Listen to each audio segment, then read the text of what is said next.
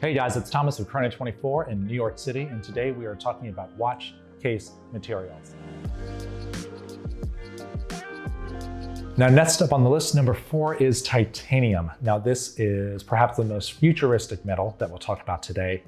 From a manufacturer's point of view, it is very hard to work with. It's hard to make a watch out of titanium because it doesn't machine as well. It's not as malleable as a steel or a gold, for example. Now, titanium is a very lightweight metal, and that kind of adds to the futuristic feel of the metal. You'll see watches, especially from the 80s, that use titanium that were more forward-thinking in design, and they use titanium because it is kind of a space-age material. It feels very light on the wrist. It feels very different from what was already out there on the market. Now, some examples of titanium watches, you'll see these on the IWC and Porsche design collaboration watches coming out of the 80s.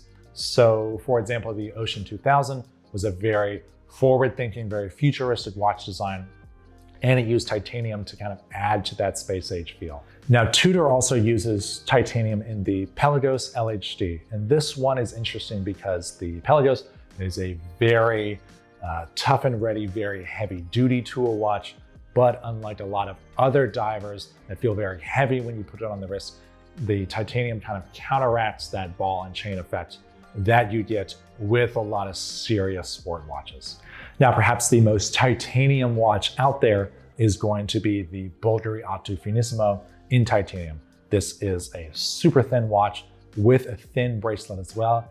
Add titanium to the mix, and it's just like a feather on the wrist. Some people don't like titanium because they don't trust a lightweight watch. They would rather have the feel of something heavy because that is connected to quality in a lot of people's minds. That's scientifically not the case, of course.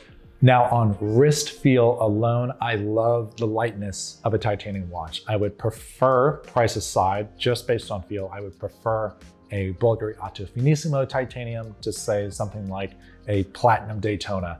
The weight difference is about as far apart as you can get for a watch, and just because a watch is lighter doesn't mean it's any less quality or more poorly made or even less durable. Now, titanium often comes with a pretty matte finish and in a slightly darker gray than you would get with a steel. So it's gonna fly under the radar very well, and it's not gonna show scratches as well as a polished steel or a gold, for example. I personally love titanium. I wish we would see it more in the industry. We've been on a vintage reissue kick for a while, but if things move back to being a little bit more forward-thinking, a little more futuristic, I think you'll see titanium kind of bubbling up a little bit more than it is now.